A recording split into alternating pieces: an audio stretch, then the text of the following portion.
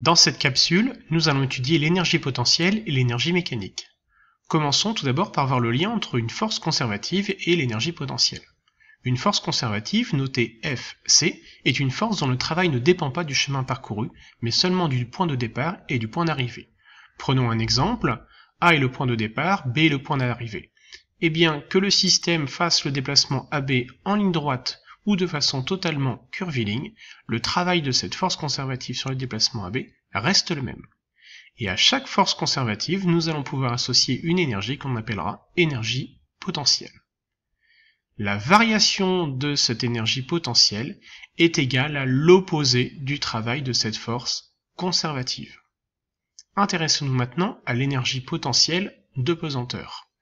Le poids est une force conservative. On peut donc lui associer l'énergie potentielle qu'on appellera énergie potentielle de pesanteur, que l'on note EPP. Donc par définition, la variation de l'énergie potentielle de pesanteur sur le déplacement AB est égale à l'opposé du travail du poids sur le déplacement AB.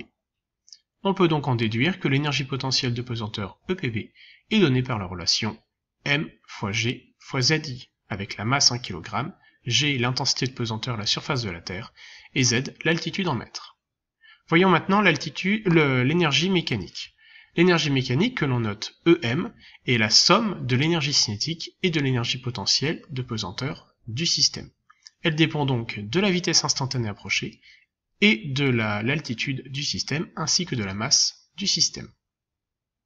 La variation de l'énergie mécanique, elle est égale à la somme des travaux des forces non conservatives appliquées au système. Donc là, il faut faire très attention, puisqu'on avait vu dans une capsule précédente le théorème de l'énergie cinétique, qui est égal à la somme des travaux de toutes les forces.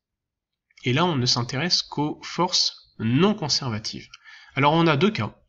L'énergie mécanique se conserve, c'est-à-dire que la variation d'énergie mécanique est nulle, et cela signifie qu'il y a absence de forces non conservatives, ou bien la somme des travaux des forces non conservatives est nulle. Et le deuxième cas, c'est l'énergie mécanique ne se conserve pas. Dans ce cas-là, la variation d'énergie mécanique est non nulle, et donc il y a présence de forces non conservatives. En résumé, dans cette capsule, vous devez être capable de citer l'expression de l'énergie potentielle de pesanteur, et de savoir l'utiliser pour un système au voisinage de la Terre, d'exploiter la conservation de l'énergie mécanique dans des cas simples, ça on le fera en cours, et d'utiliser la variation de l'énergie mécanique pour déterminer le travail des forces non conservatives. Voilà, j'espère que vous avez tout compris, je vous dis à bientôt pour une prochaine capsule.